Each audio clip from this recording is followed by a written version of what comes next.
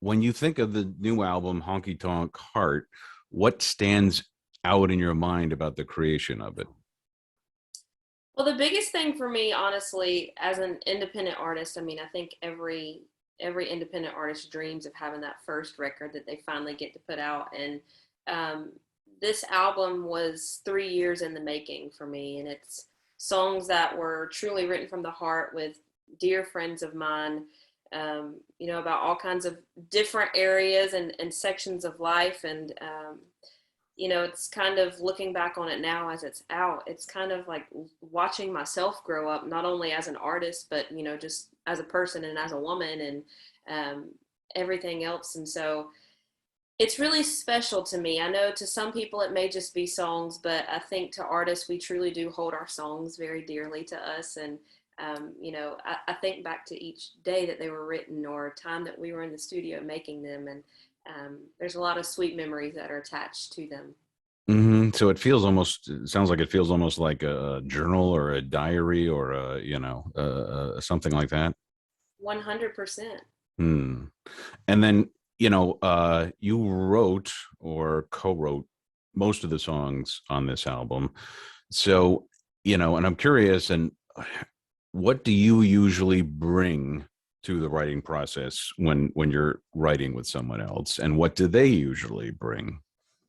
All kinds of crazy, usually. If you've ever hung around songwriters any, we are insane. No. I mean, there's definitely a mix of true stories, my life that goes into most of the songs that I do write.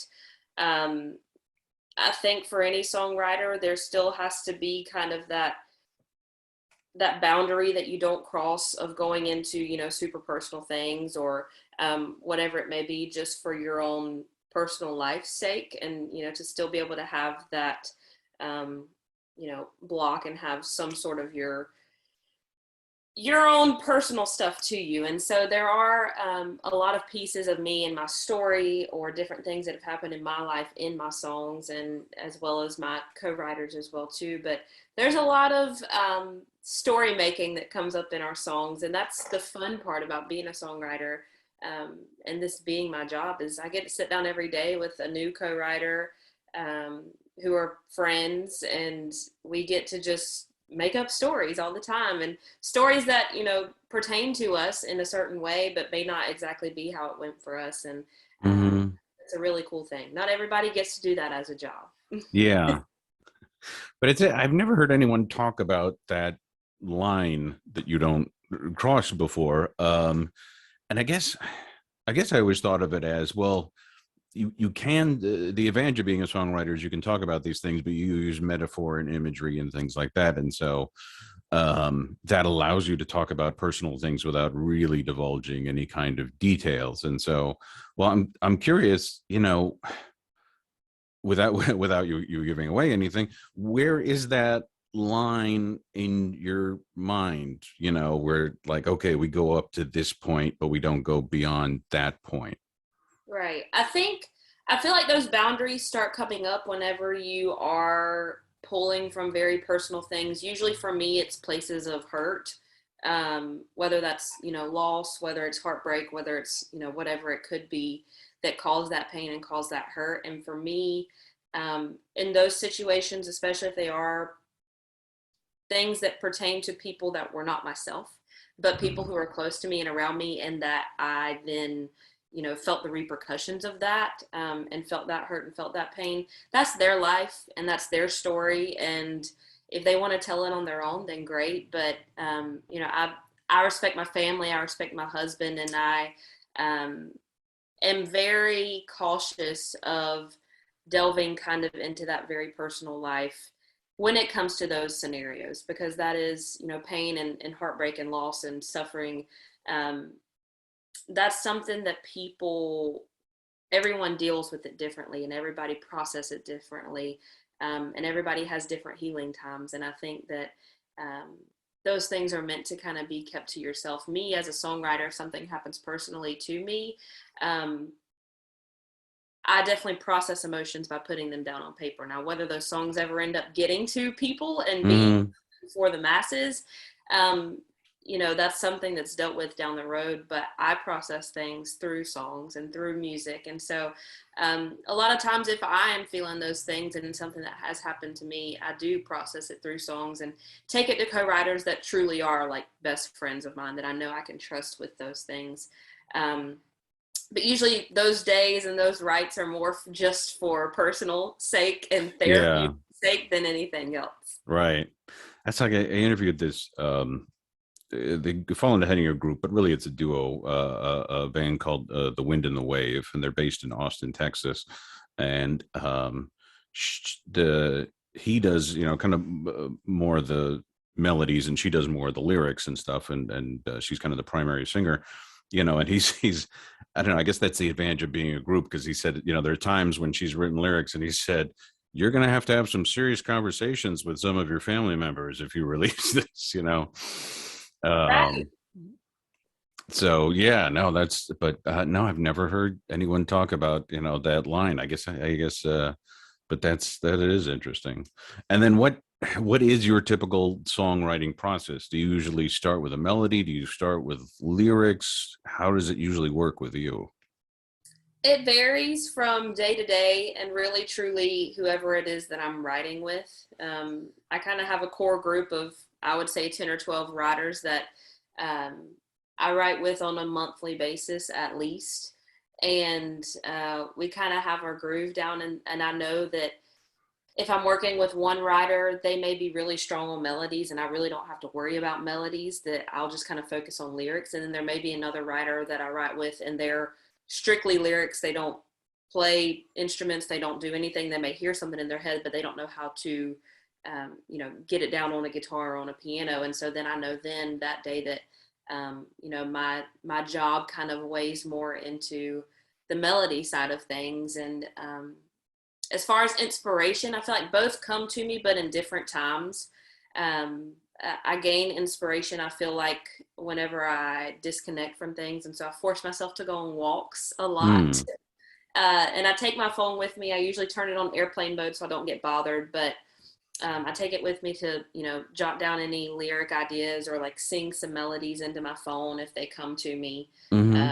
and I really feel like that's where I gain the most inspiration, um, when I completely shut out everything else and I'm, just with myself and with nature and thoughts, which can be a scary thing. Yeah. um, but that's where I feel like most of the ideas start coming to me. Hmm. Hmm. Yeah, it's and I've heard other musicians talk about that. It's almost kind of like, you need to let your mind wander, and Right. then it kind of processes things in its own, like I've heard of other ones who talk about, they do it, they some of them have to be moving, like, all right, I got to be walking, I got to be driving, I got to be something. um and then, regarding your writing, you said, my main goal with music is to keep it authentically me and authentically country. So, well, that made me wonder, first off, what is authentically you?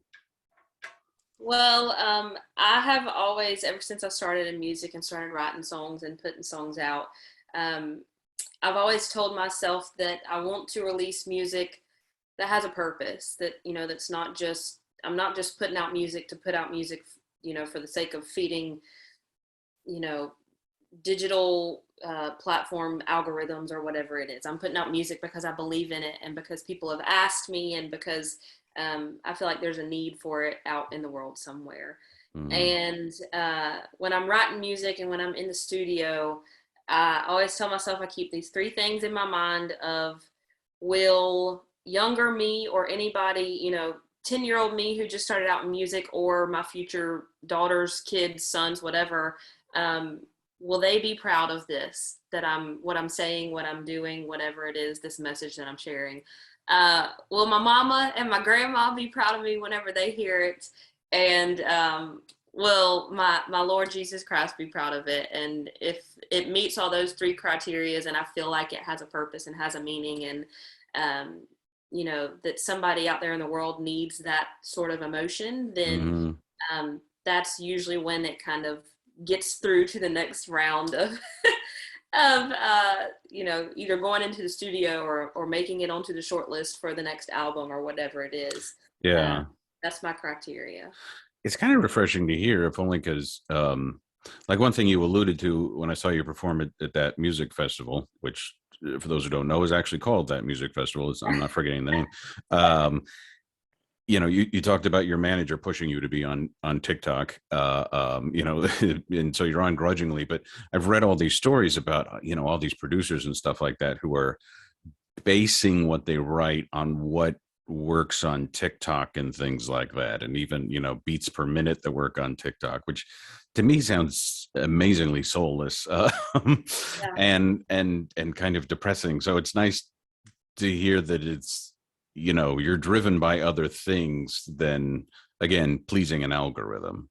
Right. And I feel like too, there's room for all kinds of musicians, there's room for all kinds of artists, all kinds of songwriters. And there's a difference in writing commercial music to pay the bills and writing music for yourself to fulfill your soul.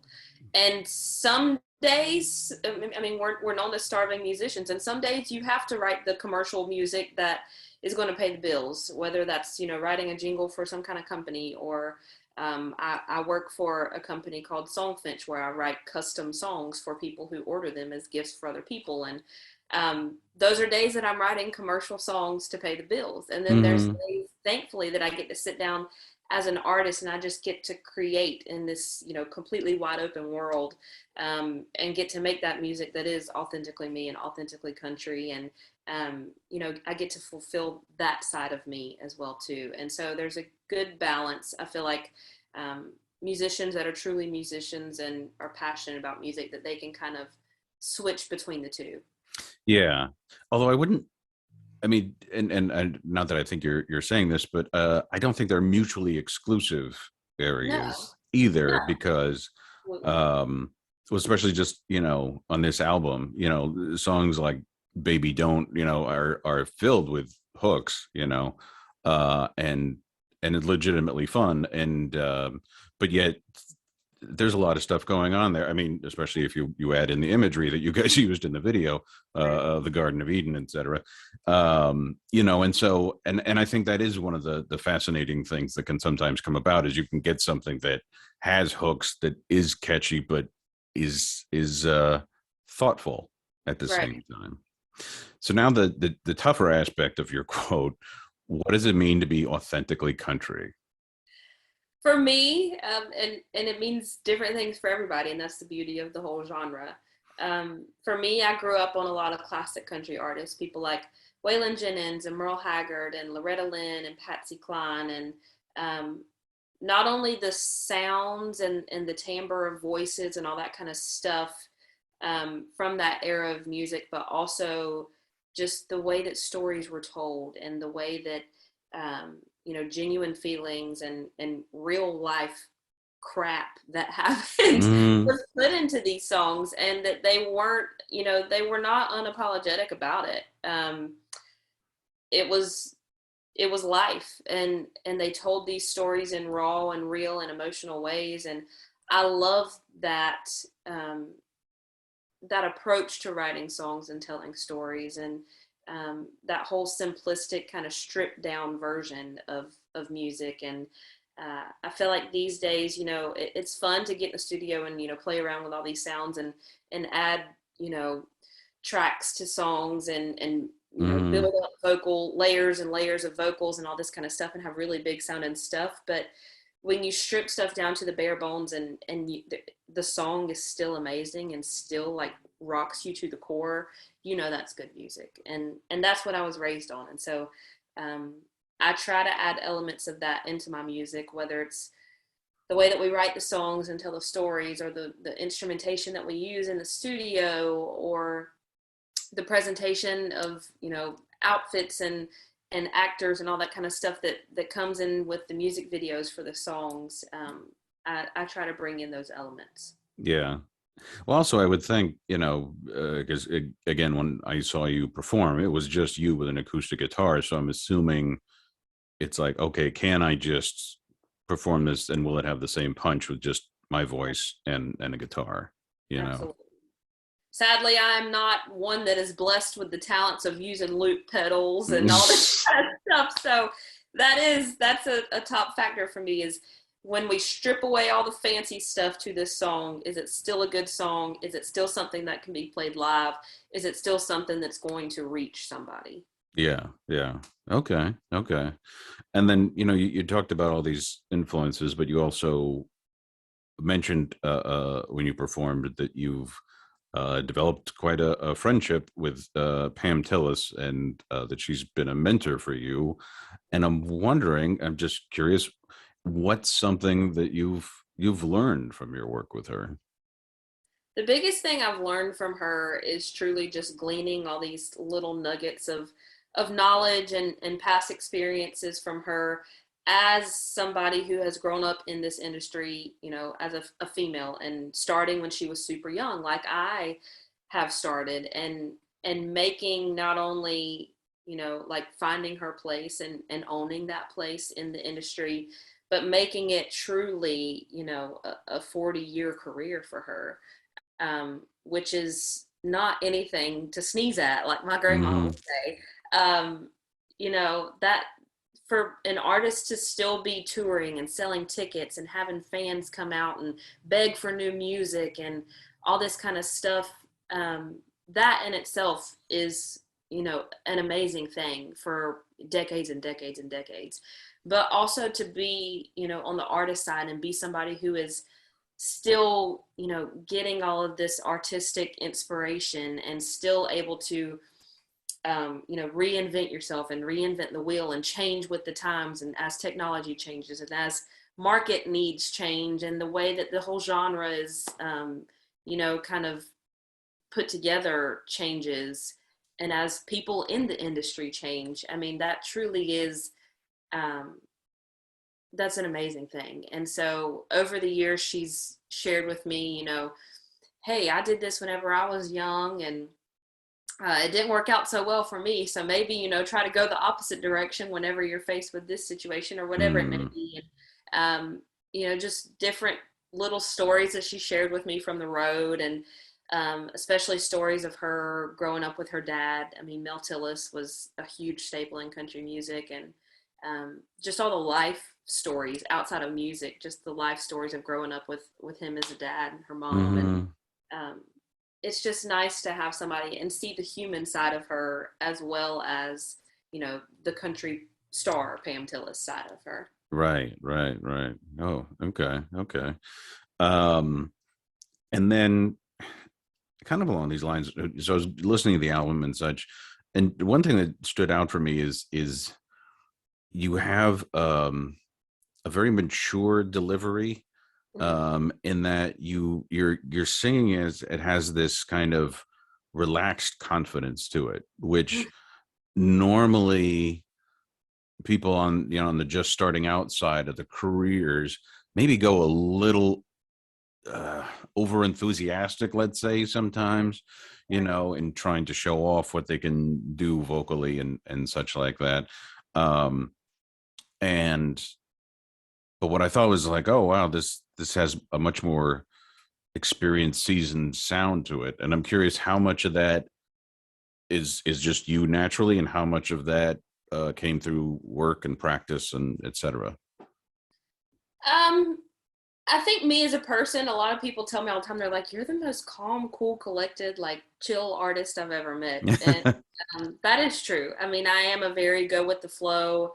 Um, I grew up in a family that was constantly on the go and constantly out in the public doing things. And so um, that a lot of that is just me naturally, as well as I started doing this when I was 10 years old. So I'm 14 years in, although this is my first album that I've ever put out, this is not my first rodeo. And so um, a lot of it has come from years of being in front of a microphone and playing for people for 3 and 4 hours at a time. And especially over the last 2 or 3 years since I've been doing music full time after I got out of college, I mean, I I play 150 shows plus a year, and so um, your voice gets worked out, and you figure out the ranges of where that sweet spot is in your vocal range, and um, Mm, you figure out how to work that muscle and use everything that you have. And I know my limits. I know, I tell people all the time I have a man voice. I know I can't hit these amazing,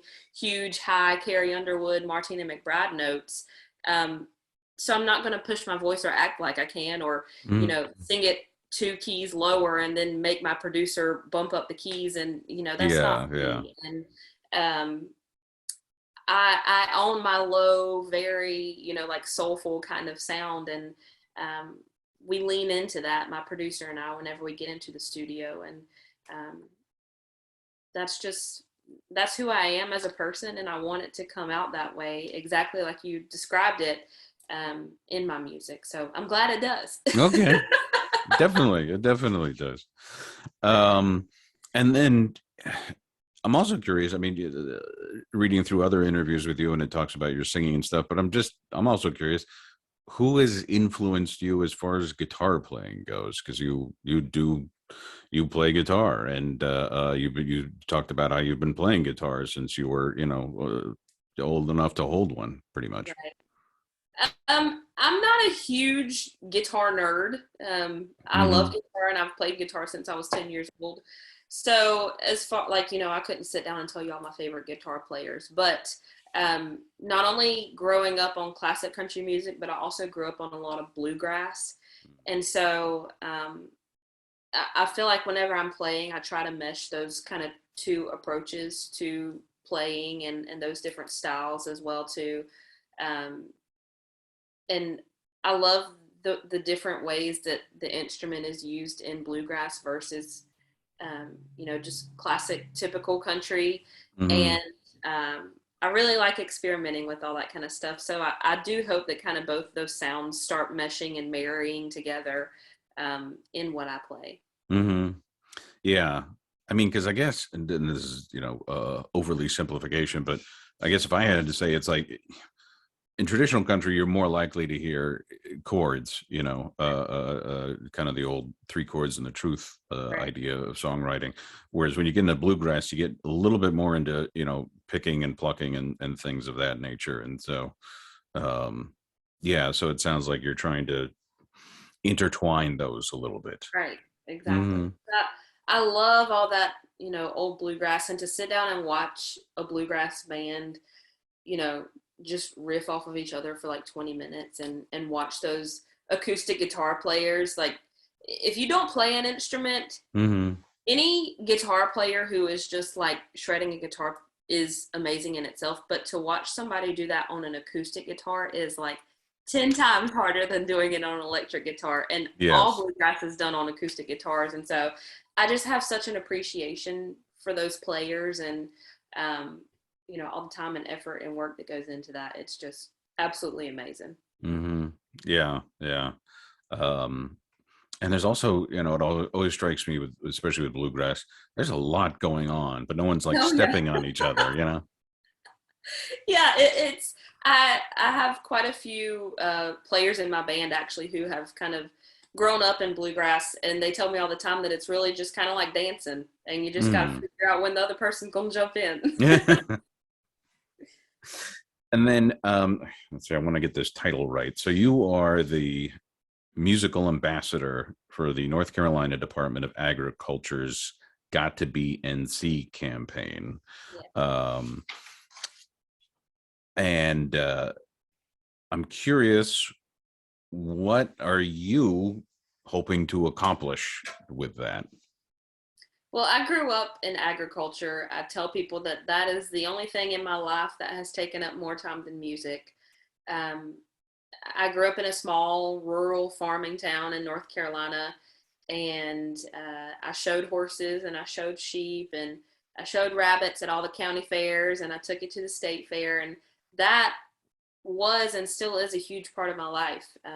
You know, we grew up having gardens, and a lot of our dear family friends are farmers, and so we heard the stories, and we heard the prayers for rain, and we heard the this is going to be a hard season and all that kind of stuff.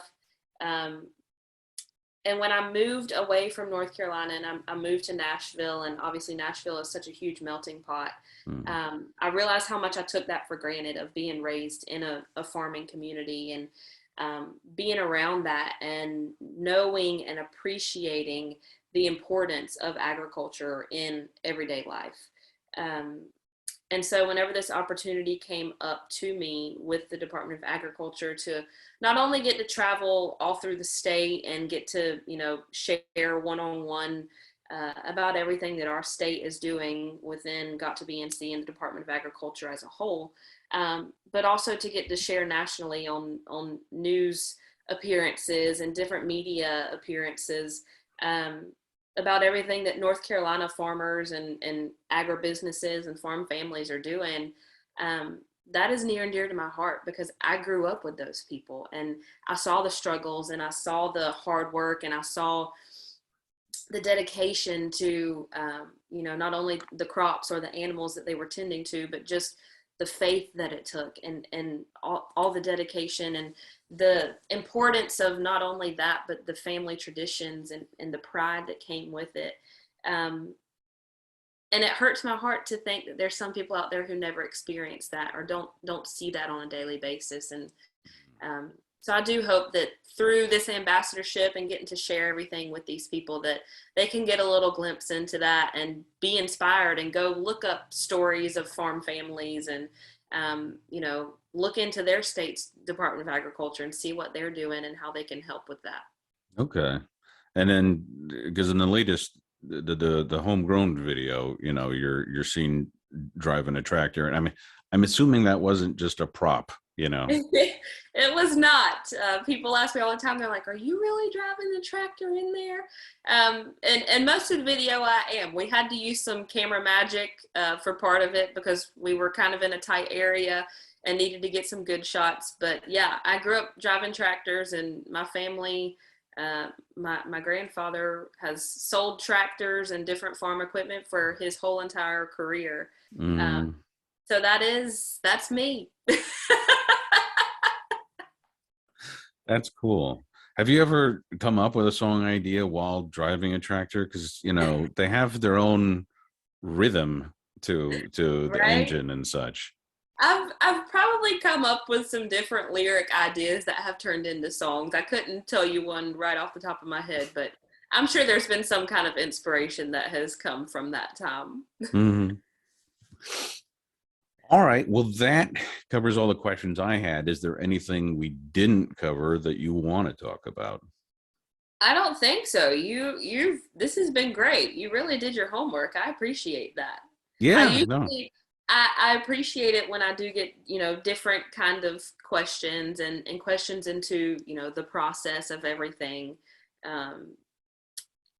It's fun because I feel like people who aren't in music, they don't really see that side. They just get the finished product that's out on the Spotify's or the Apple Musics. And so I love getting to share, the backstory of everything. Yeah. And, and it was interesting just delving in and learning about all this and it's cool seeing your name on so many writing credits. Because there are some people that just give me a song and I'll sing whatever it is you want to do. And so I don't know. And there's nothing wrong with that necessarily, but it's just, it makes it all the more personal, knowing that, some of these stories have, really have come from your experiences and such. Yeah. And as an artist, I feel like everybody has a different path, but I tell myself all the time, at the end of the day, the best song is going to win for me, whether I had a hand in writing it and it was my story from the get-go, or whether it was a song that was sent to me, that somebody thought about me when they heard it. And this album definitely has a mix of that, with stories that I got to tell myself and stories that were sent to me that, strangely enough, I found myself in, even though I wasn't in the writing room. And so that's the beauty of songwriting and the whole music industry as a whole. Yeah. All right, cool. Well, that's all I got. So I don't know, have fun in Myrtle Beach, and then hopefully I'll see you. I live in Cary, and I saw you have some dates coming up in Cary. So hopefully we can make it out to another show. Yeah, absolutely. Anybody else watching, you can go to my website, paigekingjohnson.com, and I have all my tour dates on there. If I'm not coming anywhere near you, shoot me a message and let me know where I need to come. I'm always down for a good road trip.